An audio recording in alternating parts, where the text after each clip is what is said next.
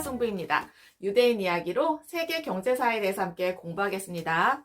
이번 시간에는 유대인들이 주도하는 보석 산업에 대해서 살펴볼게요. 1492년에 스페인에서 추방당해 나올 때 유대인들은 보석을 가지고 나왔어요. 추방령에 돈이나 금괴의 반출은 사형이라고 못을 박은 데다가 담보로 잡은 보석이 많았기 때문이었어요. 사실 유대인들이 보석을 중요한 재화의 대용으로 사용하기 전에는 보석값은 일정하지 않았어요. 그런데다가 귀족이나 성직자의 예복의 장식품 정도로만 사용되었죠. 유대인들이 보석을 중요한 교환 가치의 하나로 승격시키면서 보석에 생명을 불어넣었어요. 유대인들이 쫓겨나서 앤트워프에 와서 가장 먼저 한 것이 바로 보석 거래였어요. 바로 다이아몬드의 가공과 수출 산업이었는데요. 인도에서 원석을 들여와서 가공해서 팔았어요. 이 전통을 계승한 앤트워프는 현재도 유럽 최대의 다이아몬드 유통지입니다. 다이아몬드는 물질 가운데 가장 단단한 물질이에요. 경도가 가장 높은 10이죠. 다이아몬드가 보석으로서 최고의 자리를 차지하게 된 것은 17세기 말 베네치아 유대인인 페르지에 의해서였어요. 다이아몬드 커팅 기술의 정수인 브릴리언트 커팅의 연마 방법이 발명되었거든요. 본격적인 다이아몬드 생산은 1866년 남아공의 오렌지강 연안에서 21캐럿짜리의 대형 다이아몬드가 발견되고 나서부터였어요. 바로 유레카 다이아몬드라고 불리어요.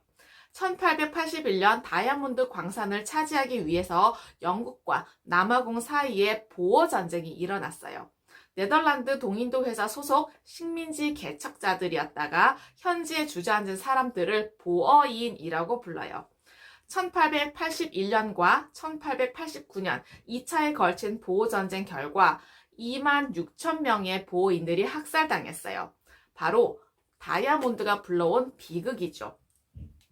이때 태어난 것이 제국주의 이론이에요. 유대인 투자가들이 킴벌리와 란드 광산에 투자해서 단기간에 엄청난 부를 얻었어요. 비판자의 한 사람으로 영국 기자이면서 경제학자인 존 홉슨이 있었는데요. 이렇게 말했어요.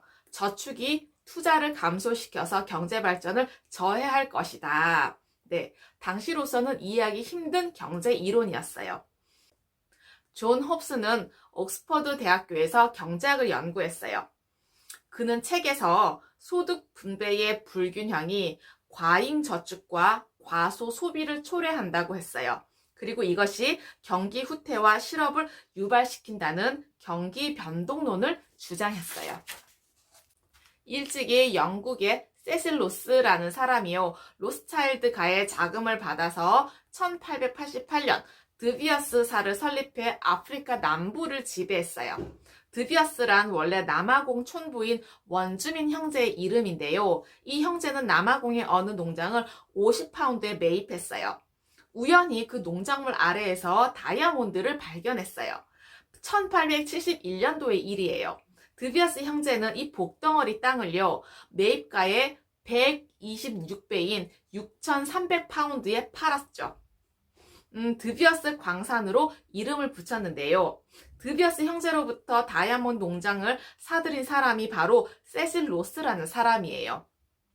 다이아몬드 원석으로 큰 돈을 벌어서 재력가가 되었어요. 이후에 정계에 진출해서 1890년 남아공 케이프주 식민지의 총독이 되었어요. 로스는요, 정계에서 은퇴한 뒤에 자신의 이름을 따서 로스 장학재단을 설립했어요. 클린턴 전 미국 대통령, 그리고 블레어 전 영국 총리를 비롯한 많은 영재들이 이 로즈 장학금을 받았다고 합니다. 보석 산업의 특징은요, 생산과 유통과 판매에 이르기까지 그 일련의 유통 구조가 대부분 폐쇄적으로 운영되고 있다는 점이에요. 그래야 수급 조절을 마음대로 조정할 수 있거든요. 수급을 조정할 수 있어야 고가 정책을 유지할 수 있고 마진폭을 키울 수가 있어요. 만약에 이들 유통 조직이 가진 다이아몬드가 모두 시장에 풀리게 되면은 다이아몬드 값은 하루아침에 돌값으로 폭락할 거예요. 다이아몬드와 같은 보석류는요, 상상 이상의 마진이 붙어요. 다이아몬드 원석에는 정확한 값이란 것이 없거든요. 다이아몬드 가격은 채굴업자에서 소매업자 그리고 소비자에 이르기까지 사이 단계별로 가격이 껑충껑충 뛰어올라요. 드비어스는 1888년부터 오늘에 이르기까지 많을 때는 다이아몬드 시장의 90%까지를 장악했어요. 다이아몬드는 한 해에 1천억 달러가 넘게 거래가 되는 거대한 산업품이에요. 오랜 세월 사랑으로 각인된 다이아몬드이지만 한꺼풀 벗겨보면요, 모순투성이죠. 드비어스는 가격 결정의 주도권을 빼앗기지 않기 위해서 원산지를 불문하고 마구잡이로 사들여서 수급을 조절했어요. 참고에 40억 달러 이상의 원석이 쌓여 있지만 전 세계 물량 조절을 위해서 계속 사들여요. 다이아몬드의 원석 거래 방식도 비합리성 그 자체라고 해요. 드비어스는 다이아몬드 광석을 등급별로 분류해서 가공 직전의 단계에 원석을 파는 회사인데요. 이 거래 방식이 정말 희한해요. 1년에 딱 10번을 판매를 하는데 세계적으로 150여 지정 고객에게만 판매를 하고 있어요. 사이트 홀더라고 부르는데요. 유대인들이 주류를 이루고 인도계가 30명대로 가장 많아요. 한국은 한 업체도 없다고 합니다. 독점이다 보니까 완전히 공급자 시장이죠. 지정 고객들은 다이아몬드 원석에 대한 선택권이 전혀 없어요.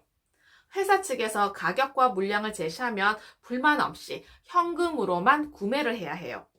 가격에 불만을 나타내면요, 그 다음부터는 초청되지 못해요. 그런데도 지정 고객이 못 되어서 안달이죠.